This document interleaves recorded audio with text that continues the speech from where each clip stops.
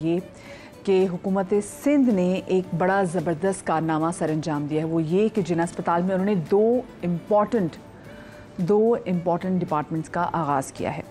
एक तो जनाब 120 बिस्तरों पर मुश्तमिल department of psychiatry and behavioural sciences का उन्होंने इफ्तिताह किया है, जहाँ पर मुफ्त जो है वो रिहैब की सर्विसेज दी जाएंगी। और इसके साथ साथ चेयरमैन बिलावल भुट्टो जरदारी जो पाकिस्तान पीपल्स पार्टी के चेयरमैन हैं, उन्होंने अस्पताल के रेडियोलॉजी डिपार्टमेंट में 41 लाख रुपए की लागत से मुल्क का इस वक्त जो तीसरा साइबर नाइफ की जो जदीद तरीन मशीन है उसको नस्ब कर दिया गया, जिसके बाद अब ये जो जिना हस्पताल है ये वर्ल्ड में बेस्ट हस्पतालों में 10वें नंबर पे आ गया है। कैसे? कैंसर के ट्रीटमेंट को लेकर। आपको बताऊँ ये जो साइबर नाइफ की जो मशीन है ये बड़ी ज़बरदस्त मशीन है। ये बड़ा कस्टमाइज किस्म का आपका अगर ट्यूमर हो और रेडिएशंस हो ये उसके लिए इस्तेमाल की जाती है। एक रोबोटिक सर्विस एक आप उसको कह सकते हैं कि बहुत ही जदीद तरीन ये है। और इसमें जो रेडिएशंस दी जाती हैं उमूमी तौर पे जो रेडिएशंस दी जाती हैं कैंसर पेशेंट्स को, उसमें ये डर होता है कि जो कहीं बाकी जो टिश्यूज़ हैं वो उससे डैमेज ना हो जाएं।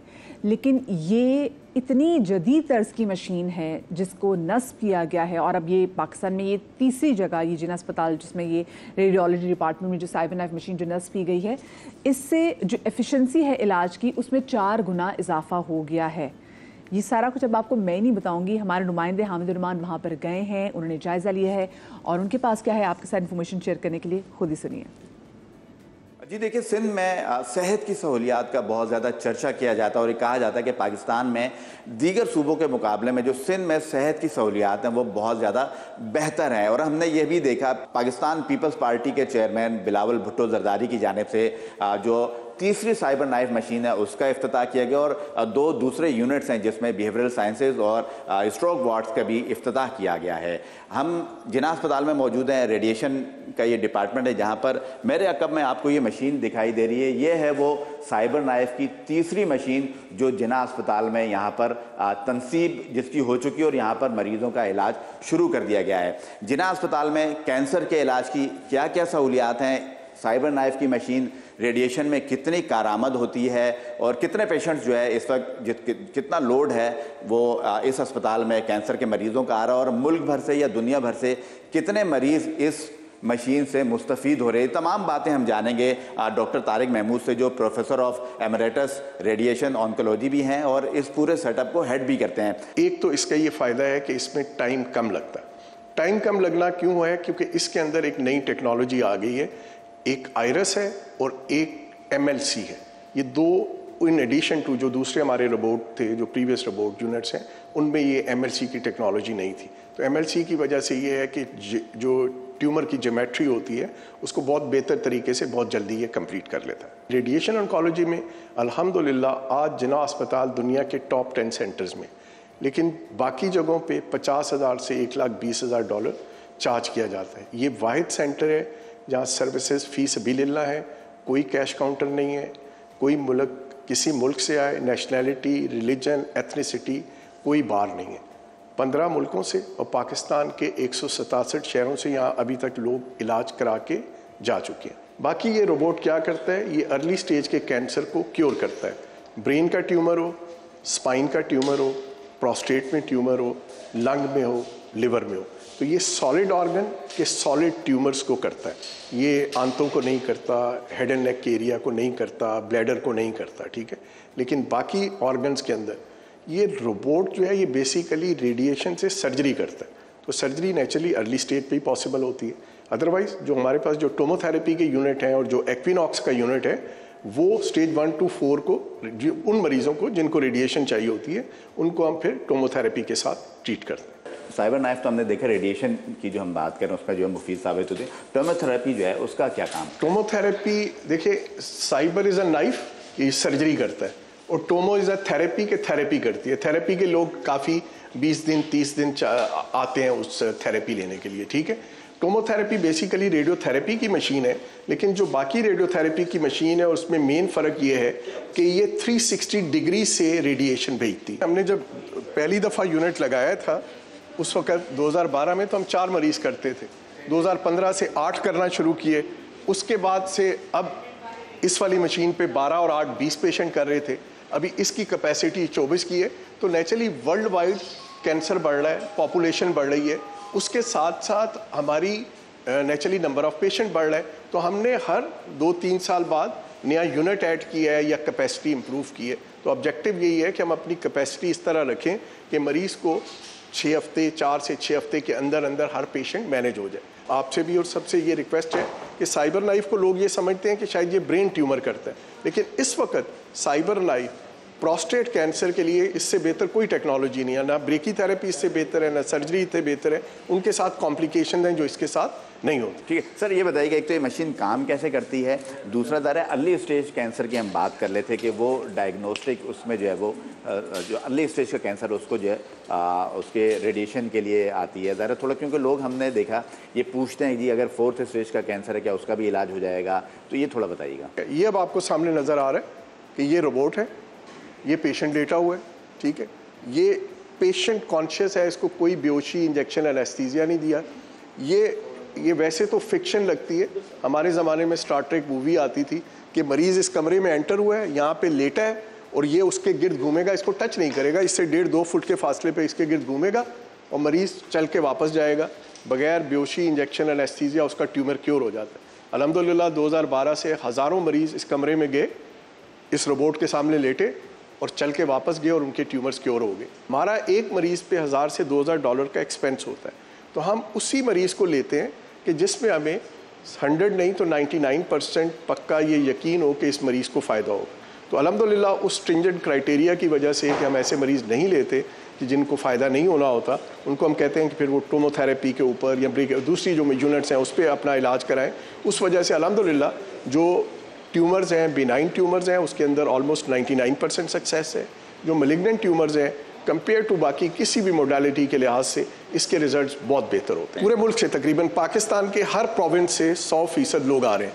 कोई 31% पेशेंट पंजाब से आते हैं, 11.5 KPK से, 6.5 बलूचिस्तान से, 4 से 5% ओवरसीज़ पेशेंट आते हैं बाहर से मुल्कों से, जो मैंने बताया इन 15 मुल्कों में से, और बाकी लोग जो हैं वो सिंध से, सिंध के सारे शहरों से इंक्लूडिंग कराची से आते हैं। चारों प्रोविंसेस के अंदर फ्री पेट CT स्कैन की फैसिलिटी पब्लिक सेक्टर के अंदर मौजूद नहीं है, बाकी जगहों पे है लेकिन प्राइवेट सेक्टर के अंदर है। चार्ज करते हैं 70 से 1,40,000 रुपये, जबकि कैंसर के मरीज़ की तशख़ीस और तशख़ीस के बाद उसकी कीमोथेरेपी के बाद उसका रिस्पॉन्स देखना या सर्जरी के बाद उसका रिस्पॉन्स देखना एक बहुत ज़रूरी आजकल टेस्ट माना जाता है। ये एसेंशियल डायग्नोसिस और मैनेजमेंट का हिस्सा है। अनफॉर्चुनेटली सिंध के अलावा ये किसी जगह पे नहीं है और फ्री किसी जगह के ऊपर नहीं है, और पब्लिक सेक्टर के अंदर तो ये मशीन्स ही नहीं लगी। Thank you so much sir. ये थे तारिक महमूद साहब जो professor of emeritus radiation oncology हैं। इस पूरे सेटअप को देख रहे हैं, हम बात करते हैं किसी पेशेंट से भी कि कहाँ से वो आए हैं और उनको किस तरह का जो है वो ट्रीटमेंट मिला, कोई पैसे तो उनसे नहीं लिए गए। आपका पेशेंट मौजूद है, उसको क्या प्रॉब्लम था, उसकी एज कितनी है, यहाँ पर जब आप आए तो आपको कैसे ये पता लगा कि उसको कैंसर, और फिर यहाँ कोई आपसे पैसे तो नहीं लिए गए? नहीं सर, यहाँ पे पैसे ऐसे नहीं लिए, यहाँ पे अच्छा हमें इलाज मिल रहा है। बाकी हॉस्पिटल्स में ऐसा इलाज नहीं है। हम दाऊ से यहाँ पे आए थे, रेफ़र किया गया था। ये AC मशीनरी वहाँ पे नहीं थी, तो जहाँ पे थी प्राइवेट में तो वहाँ बहुत ज़्यादा महंगा इलाज था, इसलिए हम यहाँ पे आ गए। जो पेशेंट उसको बता रहे हैं स्पाइनल का जो है वो कैंसर है, तो आपको ये कब पता लगा? सर ये हमें यहाँ पे आके पता चला। ठीक है, तो फिर इन्होंने क्या कहा था आपसे? इन्होंने कहा कि आहिस्ता आहिस्ता 1 हफ्ता 2 हफ्ते हमें यहाँ पे बुलाया, ट्रीटमेंट देते रहे। बोलना कि भाई ये इनकी शॉ लगेंगे, पर आज हमें इन्होंने बुलाया यहाँ पे, आज उनका अच्छे से ट्रीटमेंट हो रहा है, स्टार्ट हुआ है। ठीक है जी, ये 49 साल शख्स है जिसको स्पाइनल का कैंसर है और इसका यहाँ पर ट्रीटमेंट जारी है। साइबर मशीन पर अभी हम ये देख रहे हैं कि वो उनका इलाज भी जारी है। यहाँ पर पाकिस्तान के लिए एजाज़ है, हम कराची वालों के लिए एजाज़ हो रहे, सूबे के लिए एजाज़ की बात है कि दुनिया भर से यहाँ पर लोग इलाज के लिए आते हैं, मुल्क भर से यहाँ पर लोग इलाज के लिए आते हैं और साइबर नाइफ की इस मशीन से मुस्तफ़ीद हो रहे हैं। जी बहुत शुक्रिया जी। और हामिद ने बड़े मुफस्सल तरीके से आपको बयान किया कि एग्जैक्टली ये जो मशीन है साइबर नाइफ की मशीन, ये एग्जैक्टली काम कैसे करती है। और सबसे अच्छी बात यहाँ पर ये है, यू डोंट हैव टू पे एनी पेनी। कैंसर ये नाम इतना खौफनाक है कि जब मरीज़ के जो घर वाले भी जब ये सुनते हैं ना, तो आधी तो जान उनकी इस बात पे निकल जाती है कि भाई इतना खौफनाक बीमारी जिसका इलाज इतना मुश्किल होता है, इतना महंगा होगा, उसको कैसे अफोर्ड करेंगे। तो जदीद तर्ज का इलाज ये साइबर नाइफ की मशीन जो भी नई नस्ल की गई है तीसरी मशीन जो नस्ब की गई है जिन अस्पताल में, उससे आई होप के लोगों को बहुत सारे ऐसे मरीज़, कैंसर पेशेंट्स जिनको अपने इलाज के वाले से बॉडी प्रॉब्लम है, तो उनका ये मसला कहीं ना कहीं हल ज़रूर होगा। और सिर्फ ये नहीं है जनाब कि ऑन्कोलॉजी डिपार्टमेंट में ये इजाफा हुआ है, बल्कि हमने देखा है कि स्पेसिफिकली जो department of psychiatry and behavioural sciences है उसका भी इफ्तिताह किया गया है, जिसमें मुख्तलिफ नफ्सियाती अमराज और नशे के आदी अफराद का इलाज भी किया जा रहा है। जो स्टेट ऑफ द आर्ट जो डिपार्टमेंट बनाया गया है, इसके हवाले से हमें मज़ीद रिपोर्ट करें हमारे नुमाइंदे मुनस। देखिए, बिल्कुल सरकारी अस्पतालों के बारे में बहुत सारे लोगों का तासुर ये है कि यहाँ पे बहुत ज़्यादा रश होता है, बहुत सारे इलाज दस्तयाब नहीं होते या फिर बद इंतज़ामी देखने में आती है, लोगों को मुश्किल का सामना करना पड़ता है। लेकिन इस वक्त मैं जिन अस्पताल में मौजूद हूँ, ये बड़ा अस्पताल है। यहाँ पे वैसे भी ऑलरेडी बहुत सारे जो अमराज हैं उनका इलाज हो रहा है। सिंध भर से, मुल्क के मुख्तलिफ इलाकों से यहाँ पे मरीज़ आते हैं।